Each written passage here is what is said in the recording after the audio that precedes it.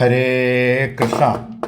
ഹരേ ഗുരുവായൂരപ്പ, എനിക്കിനി ജീവിക്കേണ്ട, ഞാൻ മരിക്കുന്നതാണ് നല്ലത്. ഇനി എനിക്ക് മുന്നോട്ടേക്ക് ഒരു വഴിയുമില്ലല്ലോ എന്ന് ഒരു ഭക്തൻ മനസ്സിൽ ഉറപ്പിക്കുമ്പോൾ ഭഗവാൻ ഭക്തൻ്റെ കൈ പിടിച്ചുയർത്തുകയും മുന്നോട്ടേക്കുള്ള നന്മയുടെ വഴി കാണിച്ചു കൊടുക്കുകയും മനുഷ്യരുടെ അന്ധവിശ്വാസങ്ങളെയെല്ലാം ചവിറ്റുകൊട്ടയിലെറിഞ്ഞ് ഏതൊരു പരിതസ്ഥിതിയിലും ആനന്ദത്തിൻ്റെ വഴി തെളിയിക്കുകയും ചെയ്യുന്ന ദൈവിക ഗ്രന്ഥമാണ് ശ്രീമദ് ഭഗവത്ഗീത. ഒന്ന് ആലോചിച്ച് നോക്കുക, ശ്രീകൃഷ്ണൻ എപ്പോഴാണ് ഭഗവത്ഗീത ഉപദേശിക്കുന്നതെന്ന്. എത്ര കാലം ഭഗവാൻ അർജുനൻ്റെ കൂടെ കളിച്ചും ചിരിച്ചും നടന്നു, എന്നിട്ടും അർജുനനെ ഭഗവത്ഗീത ഉപദേശിച്ചില്ല.